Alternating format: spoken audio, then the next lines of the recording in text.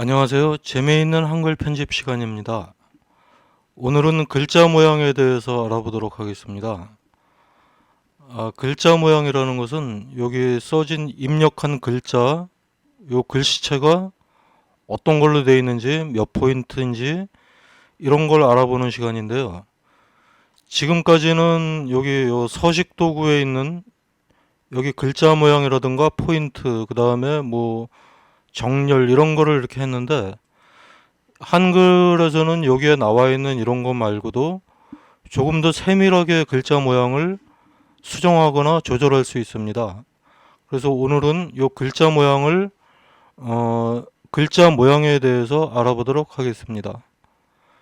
자, 글자 모양이라는 것은 일단 이 커서를 이 글자 뒤에다 찍고 서식을 누르고 글자 모양, 이 단축키는 Alt L입니다. Alt L. 이거 상당히 많이 쓰거든요. Alt L을 눌러보면 지금 현재 커서가 있는 줄에 그 글자에 대해서 알아볼 수가 있는데요. 지금 현재 글자 크기는 기준 크기가 20포인트로 되어 있고 언어는 대표, 글꼴은 함초롱 바탕, 뭐 상대 크기 100%, 장평 100% 이런 식으로 되어 있습니다. 그래서 요게 이제 무엇을 말하는지 요거를 일단 알아보도록 하겠습니다. 그래서 글자 모양을 바꾸는 방법은 이렇게 이미 입력된 글자를 블록을 씌워서 바꾸는 방법이 있고 커서를 찍고 여기서부터 요 뒤로 글자 모양을 바꾸는 방법이 있습니다. 그러니까 입력하기 전에 글자 모양의 속성을 미리 정하고 그 다음부터 커서가 있는 쪽으로 이렇게 입력이 돼 나가는 건데요. 자, 커서가 있는 쪽 먼저 커서를 찍고 이렇게 속성을 입력한 다음에 글자 모양을 한번 볼까요? 자, 단축키는 Alt L입니다. Alt L을 누른 상태에서 기준 크기를 예를 들어서 30포인트, 그리고 뭐 글꼴은 함초롱 바탕인데 속성을 좀 진하게, 그리고 글자 색을 빨강색. 자, 이렇게 설정을 했는데요. 이렇게 글자를 입력하기 전에 이렇게 속성을 먼저 정했을 때 주의사항은 이 커서의 위치가 바뀌면 안 됩니다. 커서의 위치가 바뀌어버리면 지금 이 속성이 적용되지가 않습니다.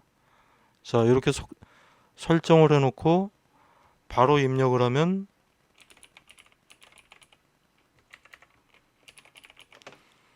조금 아까 글자 모양에서 지정한 그 크기 30포인트의 빨간색 진하게 이렇게 이제 입력이 되죠. 그래서 이렇게 입력하는 방법이 있고 기존에 입력한 걸 블록을 씌워서 Alt L을 눌러서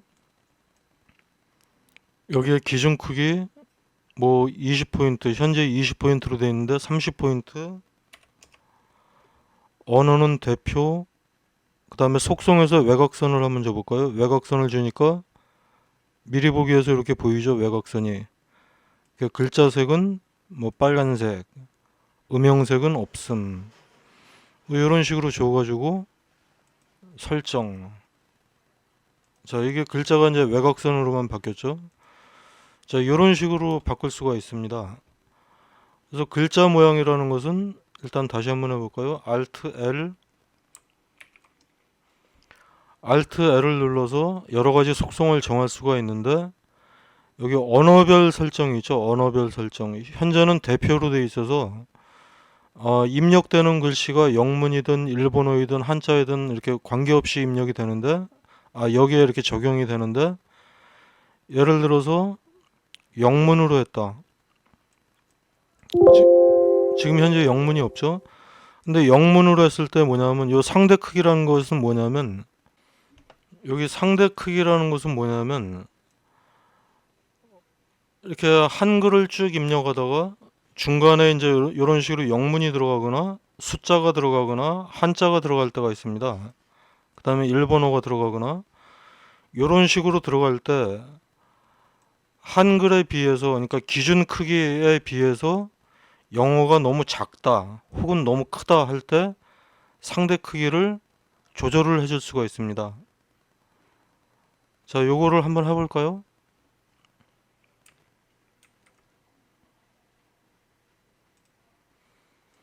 자, 영어를 아무거나 입력을 해 보겠습니다.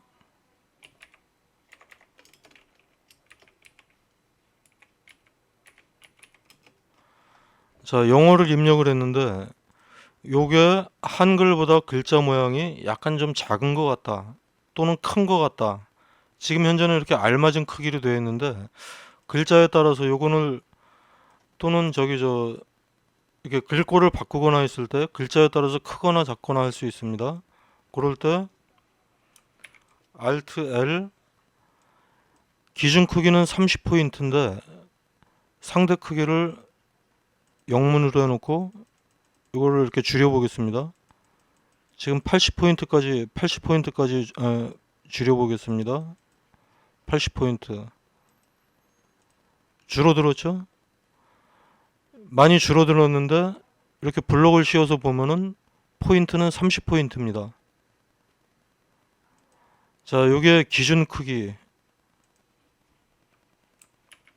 Alt L을 눌러서 언어를 영어로 해놓고 상대 크기를 80%로 줄인 겁니다. 자, 요게 상대 크기고요. 그 다음에 글자 위치. 요거 글자 위치는 뭔가. 자, 여기 블록을 씌우고 Alt L을 눌러서 글자 위치를 20포인트로 해보겠습니다. 20% 설정. 내려갔죠? 그 다음에 모자를 블록 씌우고 Alt L을 눌러서 글자 위치를 이번에는 마이너스 20으로 해보겠습니다. 마이너스 20 설정. 마이너스 20으로 하니까 올라갔죠. 이게 글자 위치입니다. 이렇게 그래서 이렇게 이제 모양이 있는 글자를 만들 수가 있습니다. 다시 Alt L을 눌러서 자, 다음에는 이 장평이라는 게 있죠. 장평. 자, 장평이 뭔가요? 여기 현재 아무것도 손대지 않은 것은 그냥 장평 100%입니다. 100% 상태인데 자, 블로그 씌워서 Alt L을 눌러서 자, 장체와 여기 장평이라는 것은 장체와 평체를 얘기합니다. 장체와 평체인데 장체라는 것은 홀쭉한 글씨, 세로로 길쭉한 글씨. 예를 들어서 100% 이하. 자, 여기 이렇게 글자가 이렇게 홀쭉해지는 거 보이죠? 요것이 장체입니다. 장체. 이렇게 설정을 하니까 자, 블로그라는 글자가 이렇게 홀쭉해졌죠. 가로폭이 좁아지는 게 장체. 그다음 평체는 반대로 가로폭이 100%보다 넓어지는 게 평체입니다. 자, Alt L을 눌러서 이 장평에서 200% 반대로 이렇게 옆으로 넓적하게 길어졌죠. 요것이 평체입니다. 평체. 이렇게 아무것도 주지 않은 것은 장평 100%, 요것은 옆으로 이렇게 넓힌 것은 평체. 자, 그리고 블록을 씌워서 다시 Alt L을 눌러서 글자 모양으로 들어왔습니다. 이번에는 자간이라는 게 있죠. 자간. 요것은 여기 이렇게 미리 보기에 보이죠? 글자와 글자 사이의 간격이 좁아지는 겁니다. 이것은 마이너스 50%가 한계입니다. 반대로 넓히는 것도 플러스 50%가 한계입니다. 이건 자간. 그럼 이 자간을 언제 주느냐? 이 자간을 언제 주느냐 하면은 한글 글꼴에 따라서 한글 모양이 이렇게 약간 좀 벌어진 듯한 모양들이 있습니다. 약간 좀 이렇게 글자와 글자 사이가 좀 벌어진 것 같다 했을 때 Alt L 눌러서 마이너스 5%를 주거나 그리고 지난번에 단축키 얘기를 할 때 그 단축키 조절하는 단축키에서 글자 간격 조절하는 걸 알려드렸었습니다. 그때 이렇게 블록을 씌우고 자간을 좁혀서 요 글자를 올릴 때 Alt L을 눌러서 자간을 마이너스 5나 마이너스 10으로 줘가지고 이렇게 글자를 올릴 때 자, 단축키에서는 뭐라고 말씀드렸죠? Alt Shift N, Alt와 Shift 키를 누른 상태에서 N을 누르면 이 자간이 줄어듭니다. 반대로 Alt하고 Shift 키를 누른 상태에서 W를 누르면 글자 간격이 이렇게 벌어집니다. 자간이 벌어지는 거죠. 자, 요거 글자와 글자 사이를 자간이라고 합니다. 그리고 이제 여기 글자 요 한 줄과 줄 사이의 간격은 행간 또는 뭐 줄 간격 이렇게 얘기를 하는데, 지금 요 글자 모양에서는 요 줄 간격은 나오질 않습니다. 요것은 문단 모양에서 배울 것입니다. 자, 그리고 다시 Alt L을 눌러서 기타 속성에 보면은 뭐 진하게, 여기 지금 이렇게 보이죠? 진하게, 기울기, 밑줄, 취소선, 그 다음에 윤곽선. 저 외곽선이 지금 이거 빨간색으로 적용이 되어 있죠? 적용되어 있고, 그림자 모양. 자, 요렇게 이제 여러 가지로 이런 식으로 여기서 설정을 할 수가 있습니다. 그리고 이제 확장을 한번 볼까요? 확장을 보니까 그림자가 있죠?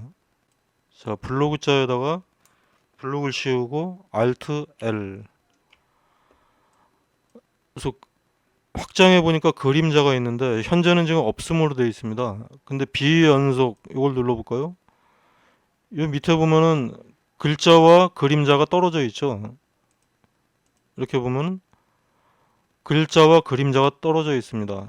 이걸 다시 블록을 씌워서, 자, 로우 글자만 씌워볼까요? 블록을 씌워서 Alt L을 눌러서 이번엔 연속으로 해볼까요? 연속으로 하니까 여기 미리 보기에 이렇게 붙어 있죠. 글자하고 그림자하고. 설정. 자, 이런 식으로 떨어진 것과 비연속과 연속의 차이입니다. 자, 요번에는 또 요걸 블록을 씌워 보겠습니다. 그리고 Alt L을 눌러서 현재 밑줄은 요거 뭐 밑줄 아래쪽 위쪽 이걸 정할 수가 있는 거고요. 여기 미리 보기 창에 보이죠? 밑줄.